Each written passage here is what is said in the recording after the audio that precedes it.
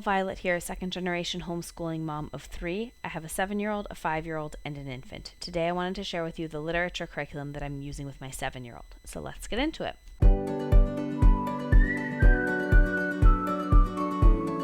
So this is Fishtank Learning. It was developed by the Match Charter School System in Boston. It's completely free. There is a paid version that offers more worksheets and I think it has more vocabulary and writing activities for ELA, but I have not been interested in that because we use other curriculum for those things. So we have just used it for the literature portion of English Language Arts. I really like the way that they separate the literature into units. So you're reading books that all have a related theme, and I think that really helps my daughter's retention. But then you're also changing themes about once a month with the length of the units, and so it keeps it from getting too same. You do have a little bit of variety in there. And you'll notice, even just looking at these kindergarten units, that they mix science and social studies units in with fiction literature units. So you're not just reading fiction all year. So if you have a child who does not like fiction, there are nonfiction units. I really like it because my daughter does like fiction, but exposes her to a wider variety of books. The other thing that I like is that a lot of their social studies units are progressive, but they use books that I can easily find at my local library. I've looked at other units that are really progressive, and the number of books that you need is a lot. And then the books are really new, so my library won't have all of them. But Fishtank really prioritizes using books that teachers can find easily, that teachers have access to, because it was intended for school teachers to use. So I'm going to show you the People Who Changed the World unit. That's the one that we just finished. In my December library book flip through or library haul video, I have a flip through of a lot of the books that they use in this unit. It's near the end of that video if you're interested in looking at a flip through of some of the books that they use in this unit. So every unit is set up the same way. I just scrolled past the beginning. Every unit is set up the same way. You start with the unit summary that tells you about the unit, kind of the main points of the unit. It tells you information about the unit, like that we're reading biographies in this unit, that we talk about what biographies are, and talk about how to frame them to give those biographies context. In this unit, there's read alouds and shared independent readings, and it talks about that. And then it talks about kind of comparing, contrasting different books. And then it has a section on writing fluency. We don't use this for writing. The free version does not have writing scaffolding. It just has writing prompts. So we do some of the writing exercises that are throughout the curriculum, but we don't do any of the big writing assignments unless it's some sort of creative writing thing that my daughter wants to do. I usually ask her if she's interested, and a lot of the time she'll say no, because without scaffolding, these writing prompts can be kind of daunting for kids to do. The main exceptions are when they ask you to make up your own fairy tale or your own story. She's all about that. She loves doing those.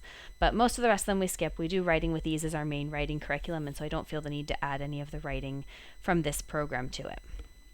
So these core materials are the books that you'll need for all the lessons.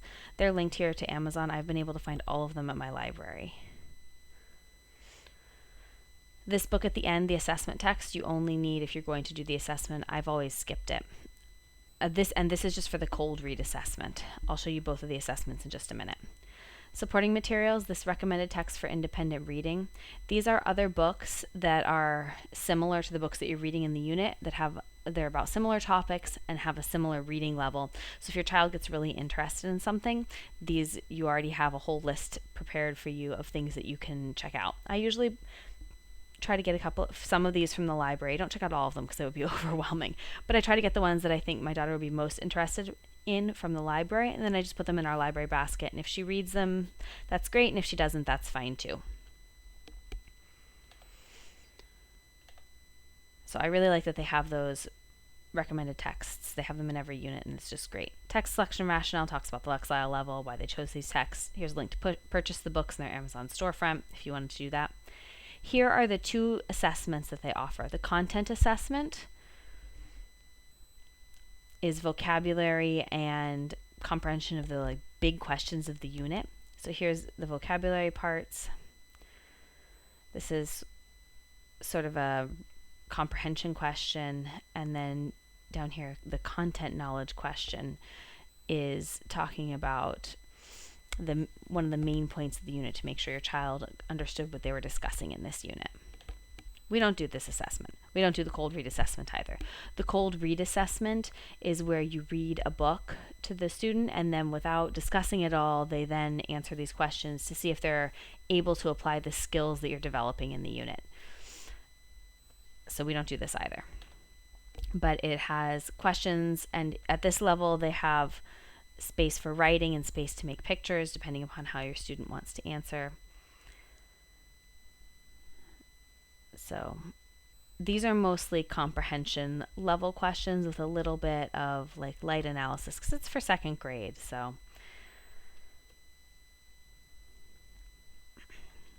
then scrolling down to unit prep, the essential questions are the things that they're trying to structure this whole unit around answering. Reading focus talks about some of the more skill-based things they're going to be asking in this unit, like why does an author write a book? What message are they trying to tell you in their book? Why do they use certain phrases? Things like that. The writing focus, I don't ever do anything with this because we don't use this for writing, but if you did want to provide your own scaffolding for the writing prompts that are in this curriculum, they use the Writing Revolution for all of their writing stuff, so you could read the Writing Revolution and then develop your own structure and scaffolding, and this tells you what you're working on in each unit. So that is helpful if you want to do that yourself. Speaking and listening focus is what we're going to what they're focusing on in discussion. Since I'm just doing it all alone with my child and it's not a big class discussion, we don't really do any of these things because they're more like turn taking, building off of each other's arguments, listening to other people, that kind of thing. This is all the vocabulary they go over in the unit. The roots and affixes they focus on in each unit. I haven't done much with the roots affixes yet. I would like to in the future, but vocabulary is not a huge focus for us right now. So we do go over it a little bit in each of the lessons, but I haven't done a ton with it. Content, knowledge, and connections is your roadmap to how all these books are connected to each other. So this is sort of, in this unit we're reading a lot of biographies, so all of them are biographies. Got to talk about what a biography is first before you start any of the books in this unit. Then every book in this unit is about how people change the world. That's the name of the unit, but they have them organized into 3 categories. People who change the world by inventing or discovering something, people who change the world by making the environment better, and then people who change the world by standing up for what you believe in and fighting for justice.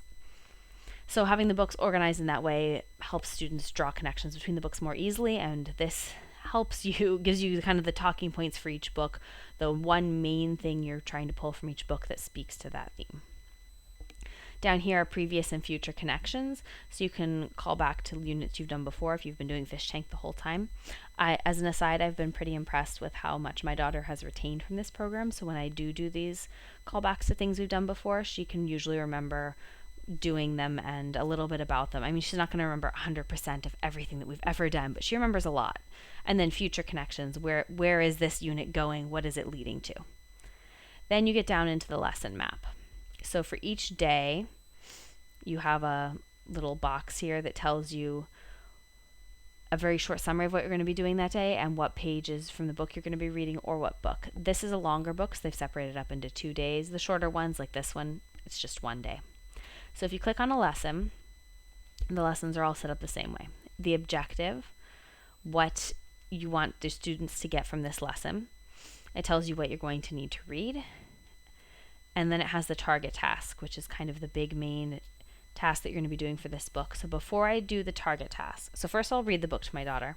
And then before I do this target task, I go down to the key questions. I do not ask her all of these questions. This is way too many questions for one kid to discuss, in my opinion, with the length of these books. So I usually just choose 1 or 2 to make sure that she grasped what was going on in the section that we read before we go to the target question, which is usually a little bit more analytical. So these are kind of your more comprehension questions. And then I'll also go over the vocabulary to make sure she understood these vocabulary words.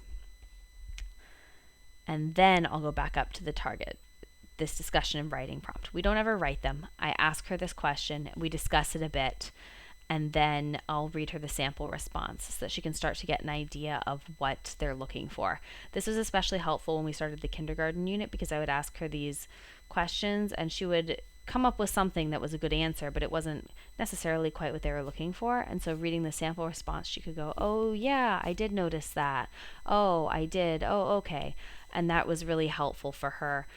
So I've seen a lot of growth and improvement with this kind of analytical section, with being able to hear her responses, discuss them, and then also read a sample response. So I am glad they provide this sample response.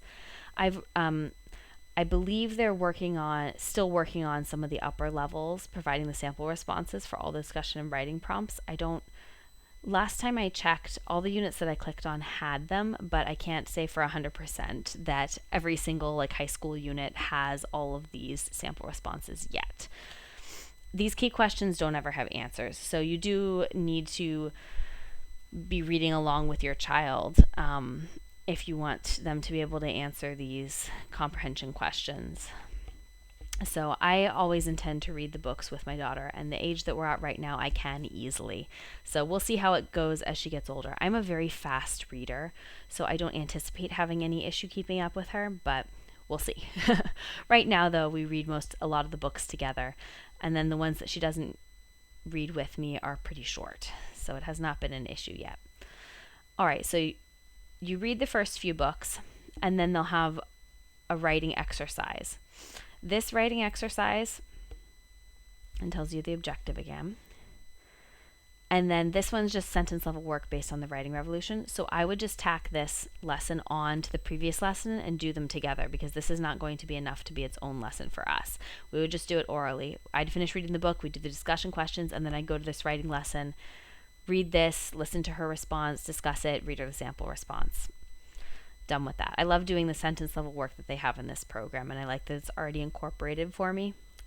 The writing that we don't do are these big discussion and writing blocks where they ask you to make informational reports or compare contrast essay type things. It's too much from where my daughter's at right now. I personally don't think it's developmentally appropriate to ask one child to do all of that. I think if you're working on this is originally designed for classroom teachers, so I could see maybe in a classroom setting, if everybody's working on a report together, that could work nicely. But for just us, it's too much.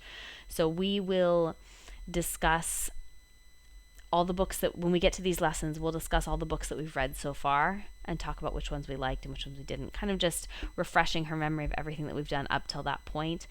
But we don't do this informational report stuff.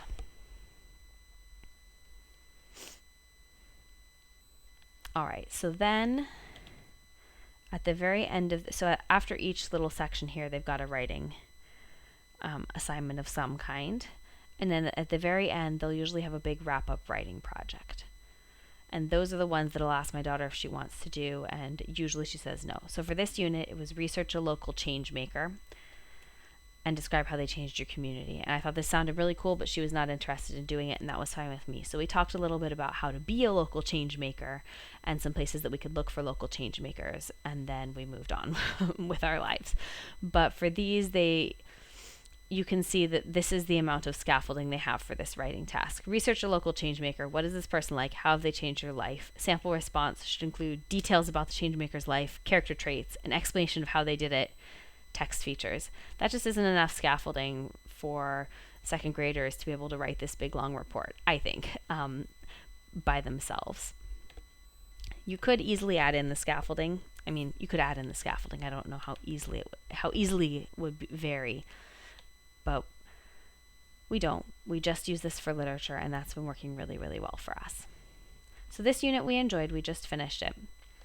I wanted to show you one of the other units, the painters and artists unit or artists and musicians unit from first grade. I'm not going to go through and show you all the lessons again, because all the lessons are set up the same way, and you can see that the core materials, this page is all set up the same way as well. But what this book has, or what this lesson has, this supporting materials, has paintings for the artists and songs for the musicians. It has this narrative brainstorm sheet that we've used for some of the writing assignments that we've had to do, the more storytelling ones. And then it has rubrics, which I don't really use, but if you wanted to, you could. They're all Common Core based, which I don't have an issue with. We're just doing a different writing program, and so it doesn't really go along with the Common Core one.